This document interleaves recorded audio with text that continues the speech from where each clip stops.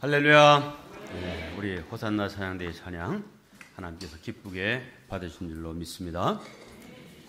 이 시간도 예물 드리신 분들이 계신데 다 소개할 수가 없고 영수기로 다 시간별로 다 소개해드리고 몇 분만 소개해드리겠습니다.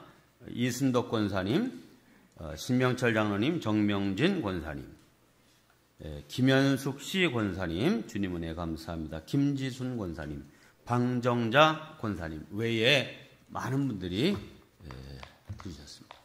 이 예물 하나님께서 기쁘게 받으시고 축복의 씨앗으로 삼으실 줄로 믿습니다. 네, 우리 학생들, 청년들 또 우리 많이 참여했는데 오늘 말씀을 통해서 하나님께서 여러분에게 주신 말씀을 잘 듣는 은혜가 있기를 주님의 이름으로 축복합니다.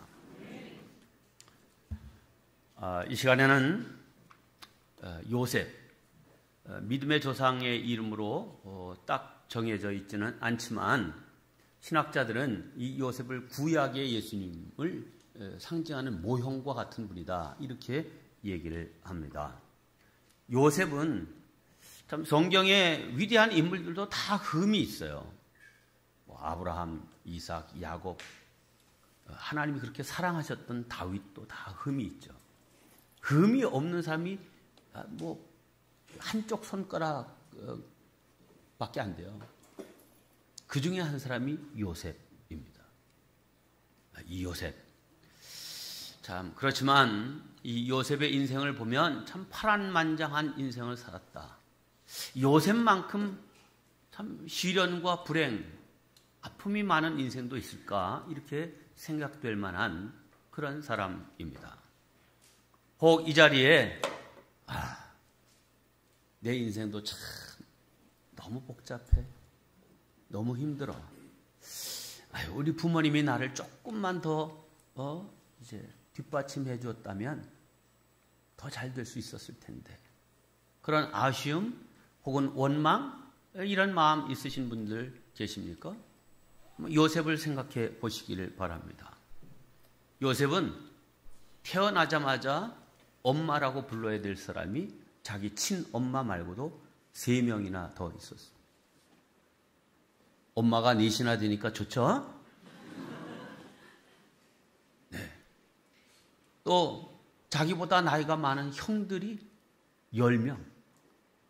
근데 그 형들이 다 배다른 형인데 항상 자기를 고운 눈으로 바라보지 않아요. 도끼 눈으로 보고. 성경에 보니까 언사가 곱지 않았다 그랬어요. 항상 이 요셉은 그 형들의 눈칫밥을 먹어야 되는 그런 속에서 자랐습니다. 또 자기를 낳아준 친엄마, 자기 동생 베냐민, 둘째를 낳다가 그만 산고로 죽습니다. 아주 어릴 때부터 엄마 없는 그런 인생을 살아야 했죠. 한 번도 형들이나 3명의 엄마들한테 다정한 말을 들어보지 못했고, 또 그 형들의 시기와 미움으로 결국은 이 요셉을 죽여야 되겠다 하는 그런 마음으로 마른 웅덩이에 던져졌고 또 노예로 팔리게 되었습니다. 말도 마십시오. 내 인생은 요셉보다 더해요. 이런 사람 손 들어봐요. 난 손 드는 줄 알았네. 자, 요셉은 참 그렇게 힘든 환경 속에서도 정말 흠없는 사람, 우리에게 귀감이 되고 은혜가 되는 그러한 인생을 살았습니다. 오늘 이 요셉을 통해서 함께 은혜 받기를 바랍니다. 요셉은 일생 동안 5번의 옷을 갈아입은 사람입니다. 옷은 매일 갈아입어야지 평생 5번밖에 안 갈아입었단 말인가? 그런 말이 아니고요. 좀 개념이 다른 5가지의 옷을 입었던 사람이다 하는 말입니다. 첫째, 그는 채색 옷을 입었던 사람입니다. 유년 시절이죠. 아버지의 특별한 사랑을 받는 아들로 채색 옷. 이거는 야곱이 낮에도 잠깐 말씀드렸지만 자기의 정말 사랑하는 아내였던 라헬이 낳은 아들이었기 때문에 나의 계승자는, 나의 유업을 이어받을 자는 요셉이다 하는 그런 마음으로 입혀준 옷이 바로 이 채색 옷이었습니다. 자, 이런 특별한 채색 옷을 입었어요. 형들은 요셉에게만 저런 옷을 입혔다는 말은 형들에게는 그렇게 하지 않았단 말이죠. 아마 여러분들도 자라면서 그 형제 간에 이렇게 옷이 달라서 속상한 사람들 많았을 거예요. 이거 잠깐 보여주고 그냥 바로 넘어가면 돼요. 사람 얼굴을 보여주세요. 네.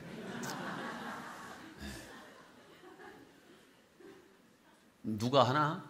네. 정신 바싹 차려요. 너무 이 은혜를 받으면 안 돼, 거기 사람들은. 네.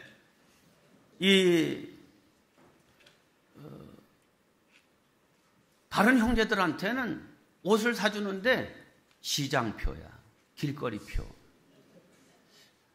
나이키나 아디다스가 아니라 아디도스, 나이스, 막 이런 거예요. 그런데 이 요셉에게는 야, 가자. 현대백화점, 롯데백화점 가서 정품 아디다스, 나이키 딱 사주는. 그러니까 형들이 볼 때 열이 나요, 안 나요? 열나죠. 응?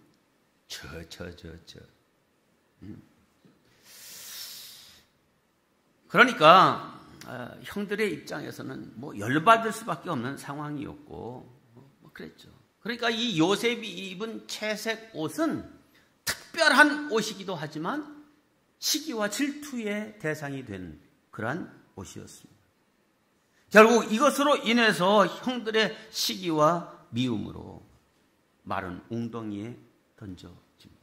죽을 뻔했죠. 그래도 형제의 정이 있어서 야, 우리 손으로 죽이진 말자. 마침 애굽으로 내려가는 노예상이 있어서 그 노예상에게 은 20을 받고 팝니다. 인프레가 되어서 나중에 예수님은 은 30에 팔리셨어요. 그죠? 네. 요셉이 입었던 채색 옷, 형들에 의해서 벗겨지죠. 그리고 그걸 막 찢고 이렇게 한 다음에 거기에 짐승의 피를 묻히고 아버지한테는 아버지, 우리가 양 치다가 돌아오는 길에 보니까 막 이렇게 옷에 피가 묻은 있는데 보니까 이거 요셉이 입었던 옷인 것 같은데 요셉 어떻게 잘 있는 거예요? 이렇게 한 거죠. 네. 결국 아버지는 죽은 줄 알고 그리고 요셉은 노예상에 끌려가 애굽의 노예가 되죠. 보디발 장군의 가정에 노예로 팔렸습니다. 족장의 아들로, 사랑받는 아들로 채색 옷을 입고 살던 요셉. 절제 그 인생이 180도로 바뀌게 된 겁니다. 여러분, 요셉이 얼마나 힘들고 어려웠겠어요. 뭐 힘들고 어려운 일도 뭐 해본 사람이라면 뭐 적응이 되겠죠. 그런데 이 요셉 특별한 사랑받으면서 자란 아직 어린 아이 17살.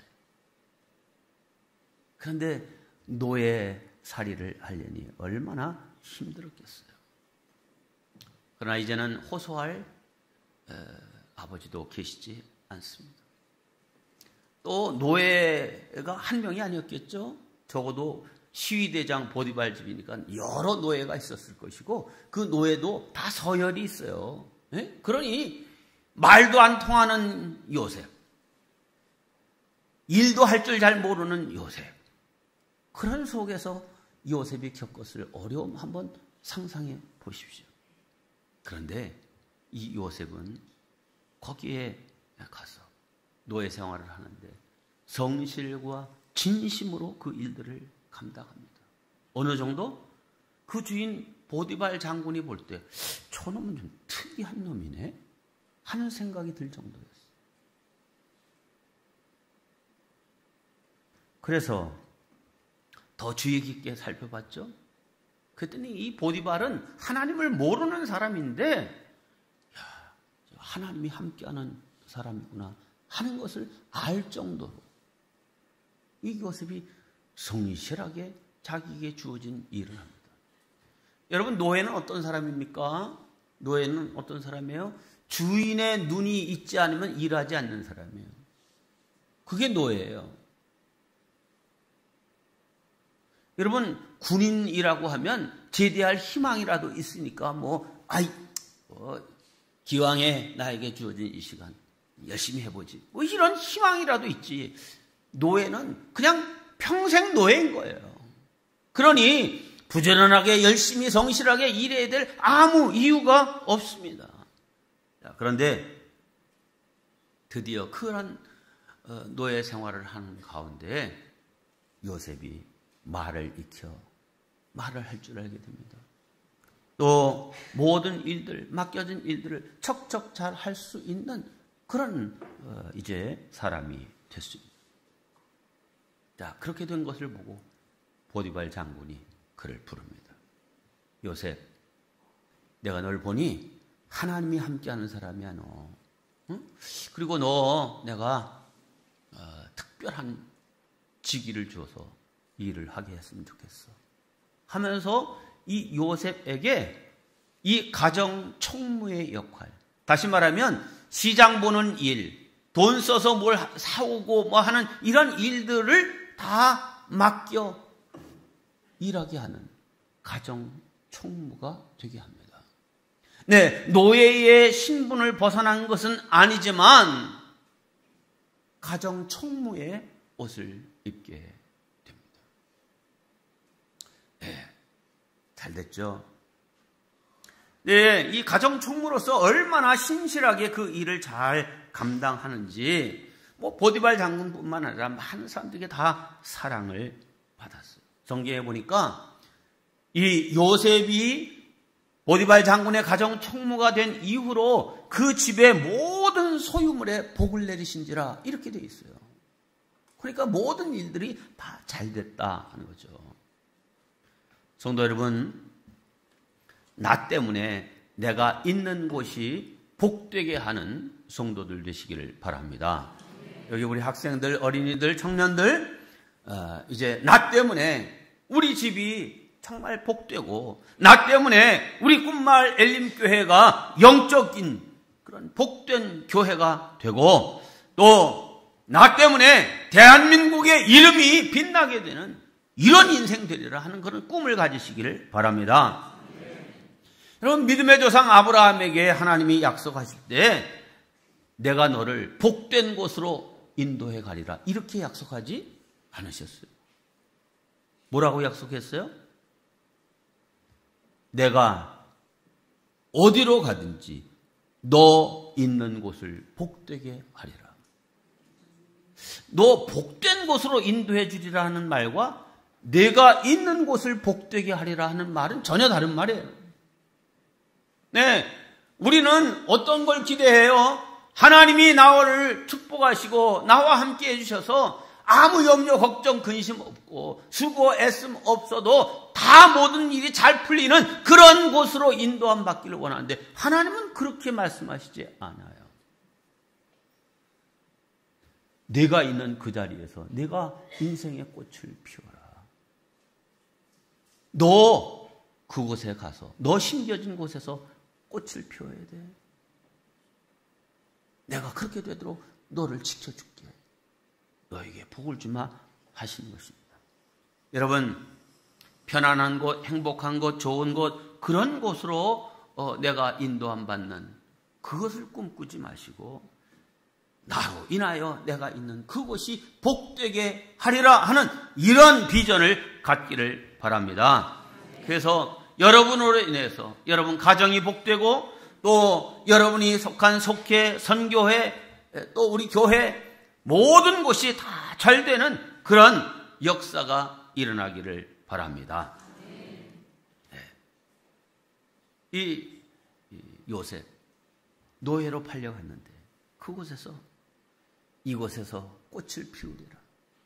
희망이 없는 곳인데 그렇게 했더니 가정 총무가 됐어요.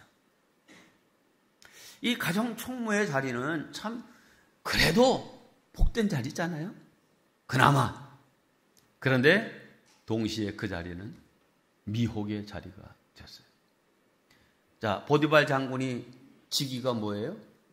시위대장이에요. 시위대장. 요즘으로 치면 대통령 경호실장인 거예요. 바빠요, 바빠요. 엄청 바빠요. 일이 많아요. 대통령 수행하기도 어려운데 그 세계를 지배하다시피 하는 애국 왕의 시위대장이에요. 그러니까 얼마나 뭐 일이 많았겠어요. 집에 잘 못 와. 그러니까 집에 있는 부인이 외로워. 외롭죠. 그런데 자기 집에 보니까 참 건실한 청년이 있어. 사람들이 다 좋아해. 그래서 이 처음에는 생각도 안 했었는데 이 보디발의 아내도 보니까 이 요셉이 참 훌륭한 청년이야. 그런데 노예야. 노예는 주인 마음대로 하는 그런 존재인 거예요. 자, 사람들이 다 좋아하는데 그래도 좋아하면 안 될 사람이 좋아하는 거예요. 이 보디발의 아내가 요셉을 마음에 두기 시작하니까 눈썹도 붙이고 막 입술도 칠하고 손톱도 막 손질하고 요셉 미혹하는 거예요. 요셉도 외로웠겠어요? 외로웠겠어요? 당연히 외로웠죠. 노예로 팔려온 고향 산천 떠나 말도 안 통하는 그런 곳에 와서 이 호롤단신 살아가는 요셉 얼마나 외로웠겠어요. 그런데 그 가정의 안주인이 자기를 좋아하고 좋게 봐주니 참 감사한 일이기도 했겠죠. 은근히 가까이 할 수 있었을 겁니다. 그런데 요셉은 그러지 않았습니다. 이 가정 총무라고 하는 이 옷이 참 그래도 대우받는 그런 옷이었지만 유혹의 옷이 된 것입니다. 보디발의 아내가 어느 날 다 사람들을 다 내보냅니다. 어디 가서 일하고 어디 가서 뭐하고 어떻게 하고 딱 가정 총무인 요셉과 보디발의 아내 2명만 남는 상황을 만듭니다. 그리고 이제 요셉을 유혹합니다. 요셉, 너하고 나하고 이 집에 딱 2 사람뿐이야. 자, 그러면서 이 요셉을 붙들려고 합니다. 근데 요셉이 뭐라고 합니까? 아니요, 우리 2 사람만 있는 게 아닙니다. 하나님이 여기 계시고 하나님이 지켜보고 계십니다. 그러면서 내가 어찌 하나님 앞에 득죄하리? 이러시면 안 돼요. 그러니까 하나님은 무슨 하나님? 어디? 요셉 영화 보니까요. 애굽이 섬기는 신들이 있잖아요. 그 신들에다가 자기 마우라를 탁 눈에다가 덮어 씌우더라고요. 보지 말라는 거죠. 자, 그런데 하나님이 계시다. 뿌리치려고 그러니까 이 보디발의 아내가 더 세게 콱 옷을 잡습니다. 근데 옛날에 애굽이나 중동 지역의 사람들이 입는 옷은 우리 지금 입는 옷처럼 뭐 팔뚝 끼고 막 이렇게 해서 입는 옷이 아니라 둘둘 이렇게 감아서 입는 옷이에요. 그래서 밤에 잘 때는 이거 다 해서 이거 이불로 덮고 자는 그런 옷이거든요. 자, 그런데 그 옷자락을 딱 잡았는데 요셉이 자꾸 이거 피하려고 이렇게 하니까 빙빙 돌다가 보니까 어떻게 된 거야? 옷이 다 벗어지고 그러니까 이 요셉이 막 바깥으로 뛰어나가니까 그 옷을 들고 저놈 잡아라! 분노한 이 안주인이 소리를 지르고 저놈이 나를 겁탈하려고 이랬다. 졸지에 강간미수범이 된 거예요. 감옥으로 가게 됐죠. 가정 총무의 옷은 벗겨지고 이제 세 번째 죄수의 옷이 그에게 입혀집니다. 억울한 죄수가 됐습니다. 자기의 진실을 지키기 위해서 또 자기를 신뢰하고 믿고 맡긴 보디발 장군께 충성하기 위해서 하나님 앞에서 선한 양심을 지켜가기 위해서 그 유혹을 뿌리쳤는데 그 결과는 더 깊은 곳으로, 더 어두운 곳으로 내려가게 된 것입니다. 그러니 얼마든지 더 탄식하고 원망하고 할 수 있는 그런 상황이죠. 여러분, 이 요셉이 억울한 감옥살이 하게 됐는데 그야말로 무슨 희망이 있겠어요? 세상은 내가 아무리 진실하게 하려고 해도 진실이 통하지 않는 세상이야. 내가 하나님 앞에 진실하고 주인에게 충실하고 이런 거 다 소용없어. 모든 것이 왜곡되고 거꾸로 되는 이 세상, 내가 무슨 희망을 가지고 사나? 이렇게 생각할 수 있는 상황이죠. 그러니까 이 속에서 끓어오르는 그 분과 화로 인해서 막 주먹으로 이 감옥 벽을 이렇게 치고 주먹에서 막 피가 흐르고 이럴 상황이잖아요. 몸이 부르르 떨릴 수 있는 그런 상황. 그런데 요셉이 그렇게 하지 않아요. 그곳에서도 원망하지 않았습니다.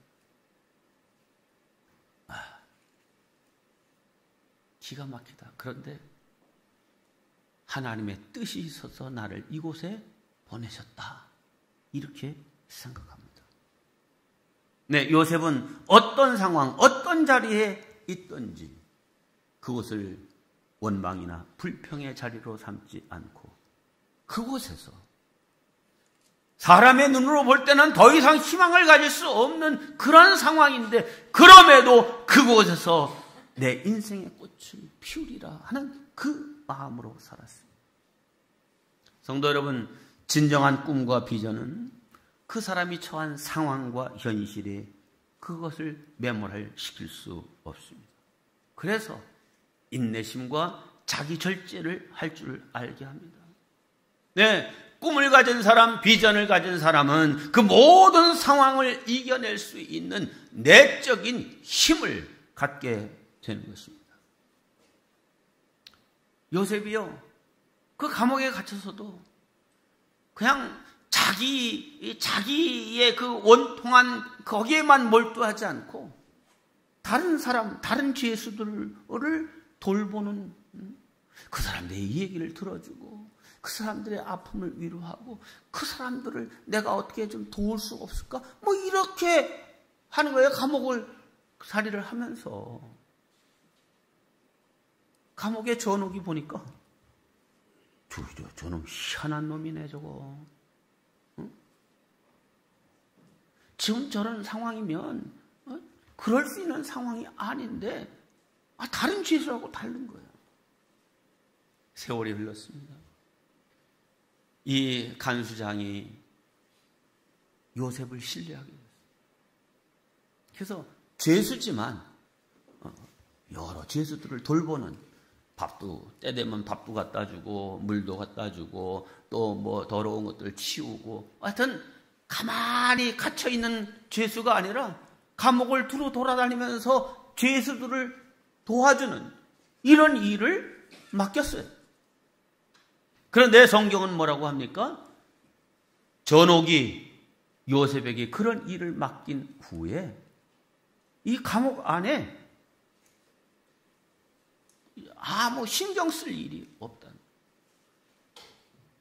다시 말하면 감옥 안에 무슨 행정적으로 복잡한 일이 생긴 것도 아니고, 감옥 안에 있는 그런 죄수들이 무슨 난동을 피우고 막 이렇게 해서 문제가 되지도 않고, 다 아주 모든 일들이 착착 잘 돌아가는 일이었어요. 누구 덕에? 요셉 덕에. 대단한 일 아닙니까? 그러다가 이 감옥에서 어떤 사람을 만나게 돼요? 바로 왕의 술 맡은 장관, 떡 맡은 장관이 아마 독살의 음모를 받고 그 제목으로 이제 이 감옥에 갇히게 된 겁니다. 그런 가운데 이 요셉이 감옥 돌아다니면서 이 죄수들 필요한 것들 돌보는 그런 사람인데, 어느 날 이렇게 딱 보니까 이 장관들의 얼굴 안색이 별로 좋지 않아. 평상시하고 얼굴이 다르십니다. 왜? 무슨 근심이 있어요? 묻죠. 요셉은 사람을 잘 돌보는 마음이 있는 사람이에요. 그러니까 그 얼굴을 살피는 거예요. 그리고 그 얼굴이 어떻게 달라졌는지를 안 거예요. 사람에게 관심이 있고 사람에게 사랑이 있는 거죠. 그랬더니 우리가 꿈을 꿨는데 이게 도대체 무슨 꿈인지 알 수 없겠다. 그 요셉이 그 꿈을 해몽해 줍니다. 그래서 결국 그 꿈 해몽대로 술 맡았던 장관이 장관으로 그 혐의를 벗고 복직하게 되고, 떡 맡은 장관은 이제 그 혐의로 인해서 죽게 되죠. 또 2년이라는 세월이 흘렀습니다. 어느 날 바로 왕이 꿈을 꿨는데, 아주 중요한 꿈을 꿨는데 어떤 꿈인지도 생각나지 않고 그 꿈이 도대체 무슨 의미인지 알 수도 없는 거예요. 그래서 모든 장관들과 술사들을 다 불러 모아서, 여봐라, 내가 어젯밤에 아주 중요한 꿈을 꿨는데 지금 무슨 꿈인지 그 꿈도 생각나지 않고 그 의미도 모르겠다. 너희들이 다 알아맞혀봐라. 아니, 임금님, 어떤 꿈인지를 말씀하옵소서. 그러면 우리가 해몽해 드리겠습니다. 이놈들아, 내가 무슨 꿈을 꿨는지를 모르겠다니까. 너희들 못 맞추면 다 죽어. 난리가 난 거예요. 그런 상황에서 이 술 맡았던 장관이 2년 전 사건이 딱 기억이 나는 거예요. 뭘? 자기가 억울하게 감옥에 갇혔을 때 요셉이 자기 꿈을 해몽해주고 그 결과 자기가 복직되었던 그 해몽대로 되었던 일이 그때서야 생각이 나서, 야, 요셉 빨리 좀 불러와봐. 그리고 요셉을 불러옵니다. 임금님, 제가 2년 전에 이러이러한 일이 있었고 이렇게 해서 요셉이란 사람이 하나님의 영이 있는 사람인데 그가 이거 해몽해가지고 제가 이렇게 복직된 거 아닙니까? 그에게 한번 임금님의 꿈을 알아맞히고 해몽케 하면 좋겠습니다. 그래? 데려와라. 요셉이 불려왔어요. 내가 중요한 꿈을 꿨는지 도무지 그 꿈이 무엇인지 생각이 나질 않는다. 네가 알 수 있겠니? 네, 하나님께서 나에게 은혜를 주시면 내가 알 수 있겠습니다. 그러고서 그 왕이 꾼 꿈 내용 다 아시죠? 그래서 이 뜻은 앞으로 이 세상에 7년 대풍년이 있고 이후에는 앞에 풍년을 다 잊어먹을 정도로 큰 흉년이 또 7년 있을 겁니다. 그러므로 이 앞에 풍년 기간에 잘 준비하여 이 흉년을 대비하면 바로 임금님, 당신께서 더 세상에서 위대한 임금이 되실 겁니다. 너 어떻게 알았니? 하나님께서 주신 지혜로 알았습니다. 그래? 너 이리로 가까이 와. 그러니 바로 왕이 자기 손에 낀 인장반지란 말은 임금님이 무슨 결제하려고 그러면 도장을 찍어야 될 거 아니에요. 근데 이 도장을 아무 데나 두면 어떤 놈이 와가지고 이 도장을 막 찍어가지고 임금님의 명령이다 할까봐 도장을 아예 어디에다 끼고 있어? 반지로 만들어서 끼고 있어서 반지로 이 도장 찍을 일이 있으면 여기 이 반지로 여기 와서 꽝 찍는 거예요. 그게 인장 반지야. 무슨 말인지 아셨죠? 그 인장 반지를 뽑아가지고 요셉에게 딱 끼워주면서 요셉, 네가 7년 대풍년 그때 하나님께서 주신 지혜로 너가 다 모든 걸 아니? 네가 책임지고 그 일을 해. 내가 너보다 높은 것은 그저 직위뿐이야. 모든 고난을 다 너에게 준다. 해서 그때 바로 죄수의 옷을 입고 온 요셉이 바로 총리의 옷을 입게 됩니다. 유년 시절에 채색 옷 입었던 이때는 좀 보여줘야지. 채색 옷을 입었던 17살의 노예의 옷을 입어요. 아마 20몇 살쯤 가정총무의 옷을 입어요. 그러다 그 중간에 죄수의 옷을 입어요. 30살 때 드디어 총리의 옷, 세마포 옷을 입게 됩니다. 할렐루야. 자, 진실하고 성실하게 살았던 이 요셉에게 하나님께서 이런 은혜를 주셨어요. 우리도 인생을 살아가면서 다양한 옷을 입게 될 겁니다. 여기 어린이들도 내가 볼 때 기대가 돼.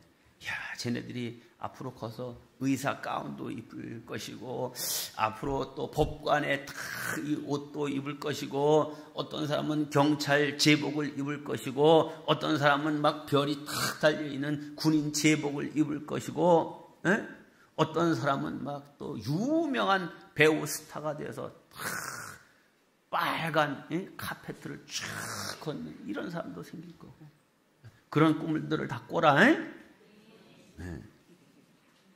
네. 다양한 옷을 우리가 다 입게 될 겁니다. 목사님 얘기를 안 했네. 목사님이 돼서 양복도 입고 가운도 딱 입고 안수기도도 하고 막 이런 축도도 하는 사람 되라. 우리가 어떤 옷을 입게 되든지 그 입은 옷을 통하여 하나님께 영광 돌리고 또 하나님을 높이는 그런 축복의 역사를 이루는 주인공들 다 되시기를 주님의 이름으로 축원합니다. 네, 마샬이라고 하는 신학자가 이 요셉을 살펴보니까 요셉에게 아주 특별한 세 가지가 있었어요. 첫째, 요셉은 자기를 지배하는 혹은 자기를 다스리는 또 자기 위에 있는 사람에게 최대의 은총을 받는 복을 누렸어요. 아버지 야곱에게도 특별한 사랑을 받았잖아요. 죄수로 이 노예로 팔려왔어도 보디발 장군의 특별한 사랑을 받았잖아요. 감옥에 갇혔어도 전옥의 특별한 은혜를 입었잖아요. 애굽의 바로 왕 앞에 갔을 때도 아니 그 자리에서 그냥 인장 반지를 빼주고 총리의 옷을 입히는 이런 놀라운 은혜를 입었죠. 그렇게 은혜를 입기만 했냐? 자기를 그렇게 특별하게 사랑한 사람들에게 최대의 이익을 안겨준 사람이었어요. 아버지에게는 기쁨을. 야곱이 12아들이 있었지만 어떤 아들 낳았을 때 제일 기뻤을까? 아마 모르긴 몰라도 이 요셉 낳았을 때 제일 기뻤을 거예요. 보디발 장군에게는 그가 가정 총무가 된 후에 그 가정의 소유물에 축복해 주셨다 그랬어요. 감옥의 전옥에게는 재반 사무의 원활함을 갖게 됐다 했어요. 바로 임금에는 7년 대기근을 이기고 그야말로 근동을 살리는 중심 나라가 되게 했습니다. 두 번째, 요셉에게는 특별한 꿈과 비전을 주셨다는 것을 이 마샬이라는 신학자가 알게 됐어요. 네, 특별한 꿈과 비전. 그런데 그 꿈과 비전은 언제나 요셉에게 시련과 배반과 아픔과 고통과 함께 왔어요. 꿈과 비전, 야, 그 정말 좋은 단어지. 그 좋은 말이지. 그렇다고 해서 그건 반짝반짝하는 것만 있는 게 아니에요. 다 거기에 따라오는 시련, 고통, 아픔, 눈물, 피 다 있는 거예요. 그런데 요셉이 특별한 것은 그 엄청난 시련과 환난과 역경 속에서도 단 한 번도 원망하거나 불평했다는 말이 성경에 한 번도 없어요. 혹 여러분이 이 요셉의 이야기가 성경에 11장 나오는데 이 11장 가운데 요셉의 입에서 원망이나 불평 뭐 이런 말이 나온 걸 찾아오면 제가 아주 엄청난 선물 드릴게. 한 번도 없어요. 한 번도. 요셉이 편안해서 그랬죠? 말씀드렸잖아. 요셉처럼 불행하고 파란만장한 그런 인생 산 사람이 없어요. 그런데 그 억울하고 원통함이 계속 이어지는 인생이었는데 그 가운데 단 한 번도 원망하거나 불평함이 없었어요. 나중에 형들을 만났을 때도 정말 그 형들을 만났을 때 지금 13년, 7년, 2년 그래서 22년이 흐른 다음에 자기를 애굽으로 판 형들을 본 거예요. 한꺼번에 자기의 22년 동안의 세월이 한꺼번에 주마등처럼 흘러가면서 북받쳐 오르는 그 감정을 주체 못하고 우는데요. 그 애굽 궁에 있는 모든 사람들이 요셉이 우는 것을 들었다. 얼마나 크게 울었으면. 그렇지만 요셉은 그 형들에게 요놈들 잘됐다. 원수는 외나무 다리에서 맞는다더니 너희들 이제 내 손에 한번 죽어봐라. 이런 소리 안 했어요. 첫 마디가 뭐예요? 요놈들이에요? 아니면 형님들이에요? 형님들. 야, 형님들. 형님들이 나를 이곳에 판고로 근심하지 마옵소서. 걱정하지 마옵소서. 형님들이 나를 이곳에 판 것이 아니라 하나님이 오늘날 우리 가정과 이 세상을 살리기 위해서 하나님이 나를 먼저 이곳에 보내셨습니다. 이야, 이게 요셉의 특별함 아니에요? 네. 요셉은 자기가 있는 지금 상황, 그 자리, 거기에서 내 인생의 꽃을 피우리라 마음 먹고 최선을 다한 사람. 그런 특별함이 이 요셉에게 있었다. 요셉에게만 아니라 여러분에게도 이러한 요셉의 특징이 있기를 주님의 이름으로 축복합니다. 세 번째, 요셉의 특별함은 늘 하나님 앞에 있다라고 하는 생각을 했다. 그걸 일러 코람데오. 코람, 뭐 앞에, 데오스, 하나님 앞에 내가 있다라고 하는 그런 의식을 가지고 있었습니다. 그렇기 때문에 유혹, 그냥 은근슬쩍 모른 척 넘어가면 주인 마님도 좋고 자기도 좋고 이럴 수 있는 상황인데 하나님 앞에서 어찌 득죄하리? 하나님과 함께 있다라고 하는 이 사실, 이것 때문에 그는 자기 자신을 지킬 수 있었고 하나님의 쓰심에 합당한 깨끗한 그릇이 될 수 있었습니다. 자, 오늘 이 요셉에게 배울 세 가지 간단하게 말씀드리고 이제 말씀을 정리하려고 합니다. 부흥회니까 1시간은 되잖아요. 1시간. 네. 자, 우리가 요셉의 어떤 점을 배워야 될까? 첫째, 순종의 마음을 배워야 됩니다. 함께 합니다. 순종의 마음을 배우자. 네, 우리가 오늘 37장, 창세기 37장의 이야기를 읽었는데 13절에 이런 말이 있습니다. 예, 내가 그리하겠나이다. 함께 합니다. 시작. 네, 제가 그리하겠나이다. 아버지가 어느 날 요셉에게 심부름을 시킵니다. 요셉아, 형들이 지금 저 세겜이라고 하는 곳에서 양들을 치고 있다. 벌써 시간이 여러 날 지났는데 형들과 또 양들이 다 잘 있는지 네가 가서 좀 안부를 보고 와라. 이렇게 아버지가 심부름을 시키는 거예요. 그런데 딱 그때 17살 때예요. 요셉이 형들의 언사가 편안치 않았다 그랬잖아요.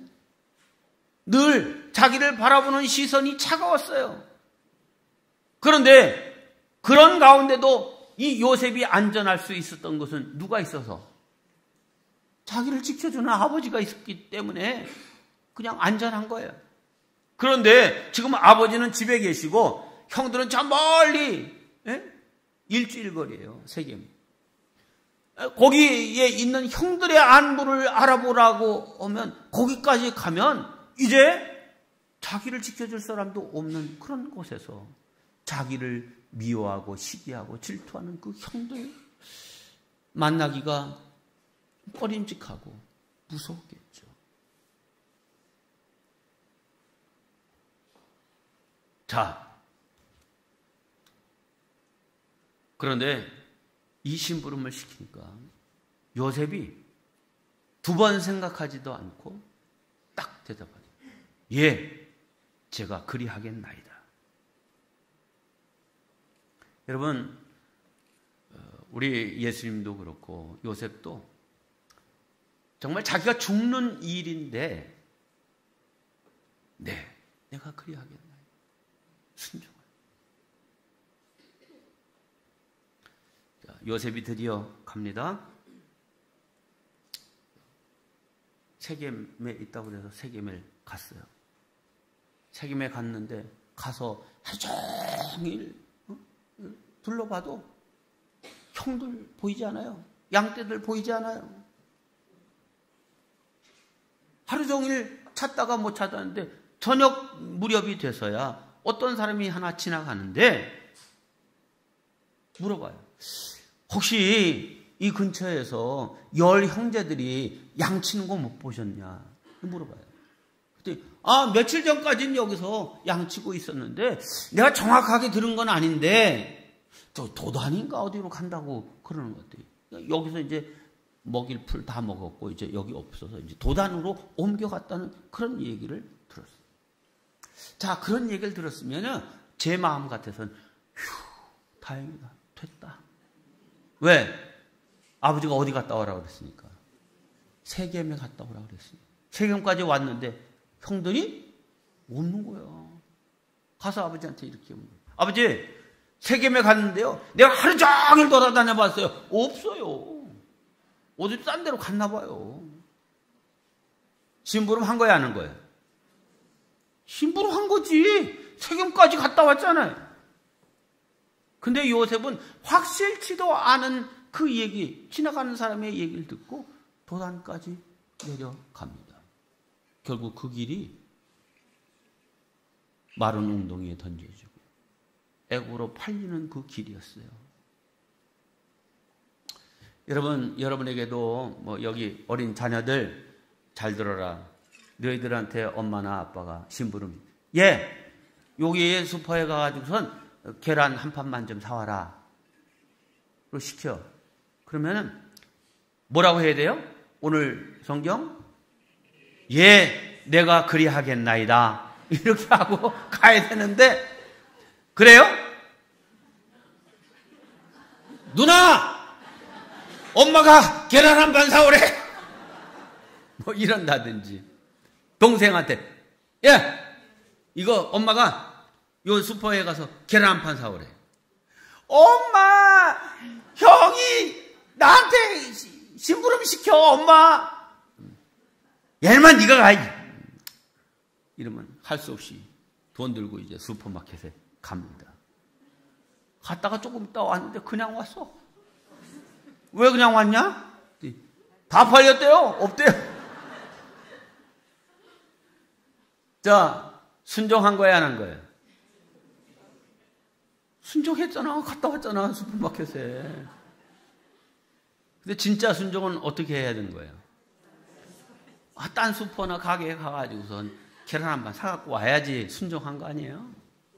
야, 고기는 3,100원인데 거기 3,500원 아니야. 이 자식이 개념이 없어. 이렇게 야단치겠어요? 자, 그런데 이 요셉은 도단까지 내려갑니다.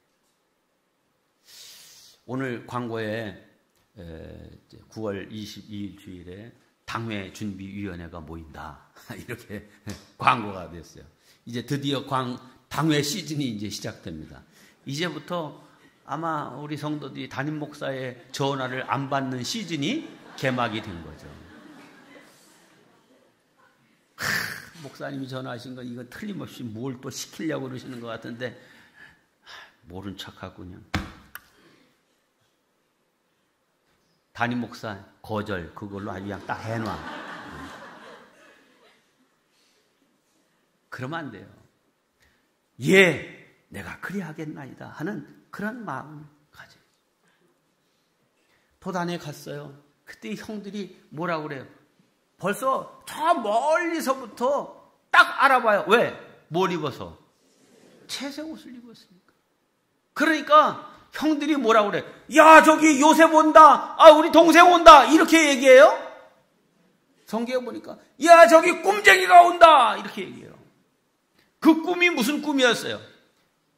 형들이 나한테 다 철없디다 하는 그런 꿈 아니에요? 열 별이 자기한테 절, 곡식단이 절하고 이런 꿈. 그래서 오늘 저 꿈쟁이 아주 기분 나쁜 꿈 얘기만 하는 저런 놈, 저를 죽여서 그 꿈이 어떻게 되는가 보자 이렇게 얘기하잖아요. 우리가 그를 죽이면 자기가 무슨 이렇게 된다 저렇게 한다는 그 꿈이 다 헛꿈이 되고 말 거다라고 하는 그런 얘기죠. 죽이자. 그러다가 결국 이제 요셉이 팔려갑니다. 팔려갈 때 얼마나 그 요셉이 안타까웠겠어요.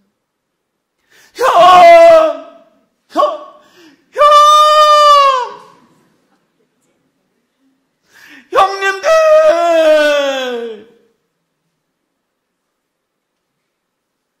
근데 형들이요, 그냥 외면합니다. 듣지 않아요. 그걸로 끝이었어요. 순종의 결과로 비극적이고 아픈 인생이 펼쳐지게 됐습니다. 그렇지만 하나님의 역사는 거기서 끝나지 않습니다. 이게 하나님의 드라마예요. 순종하는 자, 그에게 하나님께서는 그냥 눈으로만 보면 더 깊은 구렁으로 떨어지는 비극의 길인데 그 길이 요셉을 요셉되게 하는 길로 인도하는 거죠. 두 번째, 섭리의식을 배워야 됩니다. 자, 앞에서 말씀드렸어요. 코람데오, 나 하나님 앞에 있다라고 하는 말이에요. 나는 하나님 앞에 있기 때문에, 하나님의 시선 아래에 있기 때문에 혹독한 시련이 찾아와도 요셉은 결코 좌절하지 않았습니다. 왜? 하나님께서 나를 이곳에 보내신 것도, 이 고난의 자리에 있게 하신 것도 우연이 아니라 하나님의 계획과 뜻에 의해서 내가 여기 있다. 하나님이 그런 나를 지금 지켜보고 계시다라고 하는 이 의식을 가지고 살았어요. 그래서 형님들이 나를 판 것이 아니라 하나님이 나를 이곳에 보내셨습니다. 이렇게 고백한 것이죠. 네. 이런 코람데오의 정신을 갖고 있었기 때문에 요셉은 어려움 속에서도 그것을 다 극복하는 극기의 힘을 가질 수 있었습니다. 자신을 깨끗하게 지킬 수 있었습니다. 보디발 장군의 부인이 너와 나 둘밖에 없어. 아무도 보는 사람 없어. 그런데 요셉은 뭐라고 얘기합니까? 하나님이 보고 계십니다. 요한 1서 3장 3절에 이렇게 말씀되어 있습니다. 요한 3서 3절 우리 함께 봉독합니다. 시작. 주를 향하여 이 소망을 가진 자마다 그의 깨끗하심과 같이 자기를 깨끗하게 하느니라. 주를 향하여 소망을 가진 자, 하나님이 역사의 주관자이시고 우리 인생을 만들어 가시는 그런 분이시다. 그분께 쓰임받는 그릇은 금그릇, 은그릇, 뭐 금수저, 은수저가 아니라 깨끗한 그릇이어야 하나님이 쓰신다라고는 이 믿음 갖고 자신을 깨끗하게 지키고, 내가 어찌 하나님 앞에서 득죄하리까? 라고 하는 말이죠. 네, 세상을 정복하기 전에 너 자신을 정복해라 하는 말이 있죠. 혼자 있을 때의 모습이 진짜 자기 모습이라는 거죠. 혼자 있어도 하나님 앞에 있다. 자기 자신에게 정직하고 하나님 앞에 부끄러움이 없는 그러한 인생을 살아가야 되는 거죠. 사랑하는 성도 여러분, 마침내 이 요셉을 하나님께서 쓰십니다. 그래서 그 과정이 길었죠. 과정이 길었죠.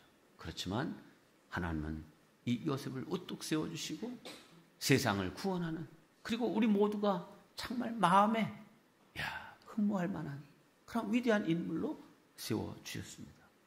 세 번째, 그는 모든 환경을 배움의 기회로 삼았습니다. 그런 요셉을 본받아야 됩니다. 함께합니다. 모든 환경을 배움의 기회로 삼았다. 네. 노예로 팔리고 감옥에 이제 던져졌어요. 끝났다. 더는 없다. 이렇게 생각하지 않고 하나님께서 더 기다리라고 하시는구나. 하나님께서 더 인내하라고 하십니다. 근데 중요한 것은 그 인내해야 될, 기다려야 하는 때를 그냥 보내는 거, 흘려 보내는 게 아니라 그 시간을 배움의 기회로 삼았어요. 그러니까 이 요셉이 노예 생활하면서 금방 애굽의 언어를 통달했어요. 가정 총무가 돼서 시장에 나가서 딱 물건을 살 때 어디에 가면 어느 집은 이거 1,000원이 아니라 980원, 어느 집에 가면 이거 3,000원이 아니라 2,800원. 다 알아요. 이거는 지금 작년에는 얼마였는데 금년에 많이 올랐네. 다 알아요. 지금 이 애굽의 물가가 어떻게 돌아가고 있고, 이 시장 경제가 어떻게 돌아가 있고, 가정 생활들이 지금 어떻게 운영되고 있는지 가정 총무를 하면서 애굽의 경제를 다 안 거예요. 여러분, 총리가 되려고 하면 첫째, 경제를 잘 알아요. 두 번째, 정치를 잘 알아요. 요셉이 가정 총무를 하면서 일단 경제, MBA 학위를 받았어. 그 다음에 감옥에 가서 정치학교를 졸업한 거예요. 이 학교가 이제 그야말로 강간미수범으로 지금 감옥에 간 거 아니에요? 그럼 강간미수범은 자범이에요, 정치범이에요? 자범이지. 그러니까 사기치고 이런 사람들이나 가는 그런 감옥이 다 종류가 달라요. 정치범 이런 사람들은 어디로 가야 돼요? 정치범 수용소로 가는 거예요. 나는 호주 사람들이 오스트레일리아지, 여기 지난번에 갔을 때 여기 영국에서 죄 지은 사람들 글로 보냈다 그래가지고 그 찔이 나쁜 사람들이 와가지고서 살았구나 이렇게 생각하는데, 그게 아니라 영국의 왕당파, 왕권 국가 아니에요. 그 왕당파에 반대해서 공화주의, 백성들이 주인된 나라를 만들기를 주장하는 그런 사람들을 이제 감옥에 가두고, 그러다가 이 사람들을 아예 니들 이 땅에 살지 말고 아예 저 호주 저 먼 나라로 가라 해서 보냈대. 그러니까 진정한 죄수야 오히려 그 의식이 있는 사람들이에요. 의식이 있는 사람들이지. 네. 자, 잡범들만 갇혀야 되는 그런 감옥에 갇힐 요셉이야. 그런데 그가 갇힌 감옥이 왕의 죄수를 가두는 곳이었더라. 이렇게 돼 있어요. 그 관할권이 누구에게 있어? 보디발 장군에게. 그러니까 보디발 장군도 안 거지. 이거 요셉의 문제가 아니라 내 부인의 문제구나, 이거. 응? 그리고 자기가 그래도 좀 봐줄 수 있는, 기회를 줄 수 있는 그런 왕의 죄수들을 가두는 정치범들이 오는 곳을 갔어요. 그러니까 뭐 옛날에도 서로 음모가 얼마나 많아요. 에? 그래서 이 왕의 감옥에 갇히는 사람들이 많았어요. 그러니까 이 사람들이 감옥에 와서 입 딱 닫고 있었겠어요? 아니면 지금 돌아가는 이 나라의 정치에 대해서 막 자기 나름대로 얘기를 했겠어요? 얘기했겠지. 얘기하면서 어떤 놈, 그럼 진짜 간신이야. 응? 이거 이렇게 하면 안 되는 거 아니야? 막 이러면서 열불을 토하면서 막 이 감옥에서 얘기를 하는데 이걸 누가 들어? 요셉이 이것저것 다니면서 이 사람들 다 돌보는 사람이야. 근데 이거 그냥 다 들으면서 공짜 수업 다 듣는 거야, 그냥. 정치 수업. 지금 애굽의 정치파가 몇 파고 이 판도가 어떻게 돌아가고 있고 누가 지금 득세하고 있고 지금 이 나라의 운명을 쥐고 있는 사람들이 누구인 거를 다 안 거예요. 어디서? 감옥에서. 그러니까 뭐 왕이 인장반지 뽑아서 야, 너 지금부터 총리. 그런다고 해서 총리를 할 수 있어요? 감당할 수 있는 능력이 있어야 되는 거 아니에요. 자, 총리하려면 경제와 정치를 알아야 된다 그랬어요. 학교 졸업했어요, 안 했어요? 했잖아, 지금. 가정 공부하면서 경제 공부 다 끝나고 감옥에 갇혀서 정치 공부 다 하고 총리 될 만한 자격이 있으니까 그거 갖췄으니까 인장반지 끼고 총리 일을 하는 거예요. 자, 그 기다림의 때, 그 억울한 때, 그 정말 참혹한 때, 그때를 배움의 기회로 삼은 거죠. 애굽의 말을 잘하게 됐어요. 경제를 알아요. 정치를 알아요. 그리고 하나님이 주신 지혜가 있어요. 그러니까 이 7년 대풍년 속에 어떻게 해야 될지를 딱 알고 그렇게 대비하고 흉년을 맞이하니까 온 세계가 다 애굽에 와서 손을 벌리고. 사랑하는 성도 여러분, 창세기 39장 3절로 23절 보면 요셉이 하는 일에 형통케 하셨다 이렇게 되어 있어요. 형통이 뭡니까? 형통은 자기 준비와 하나님의 기회가 만날 때 형통이 되는 거예요. 아멘? 형통은 그냥 나는 아무것도 안 하고 있는데 그냥 하나님이 턱 이루시는 이게 아니에요. 자기 준비가 있어야 돼요. 자기 준비가 되어 있는 사람에게 하나님이 역사하실 때 형통함의 역사가 일어나게 되는 것입니다. 마지막 간단하게 얘기하고 마칩니다. 요셉은 사람을 잘 섬기는 사람이었어요. 함께합니다. 사람을 잘 섬기는 사람 되자.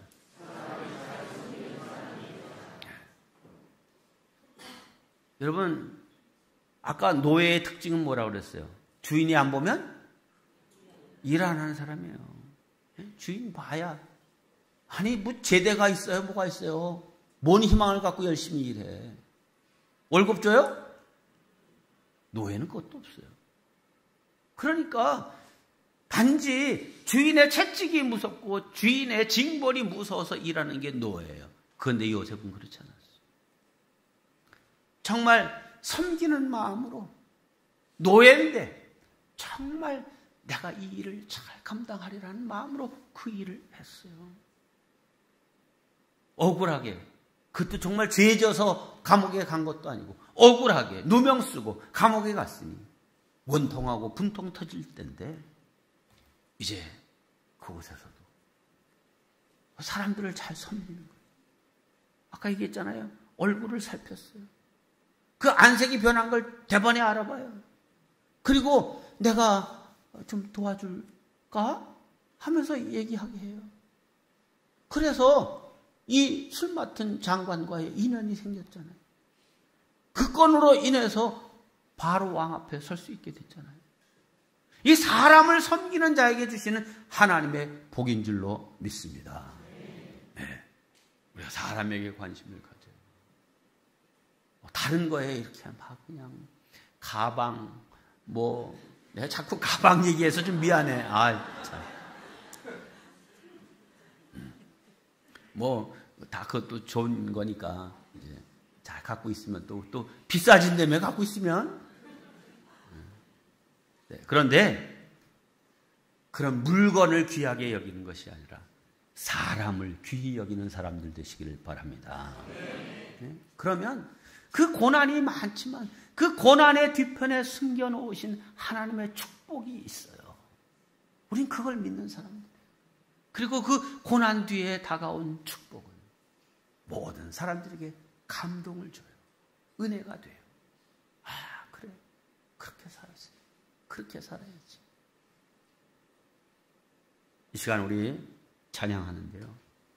왜 나만 겪는 고난이냐고. 이 찬양, 잘하는 찬양이죠. 네, 이 찬양 가사를 보시면 여러분들 내가 처음에 질문했어요. 요셉보다 나는 더 불행해. 나는 내 가정이 더 복잡해.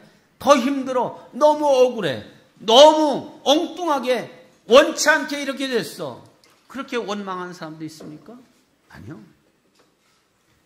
그 고난과 역경 속에 숨겨두신 하나님의 비밀이 있어요. 그때를 나의 것으로 삼아요.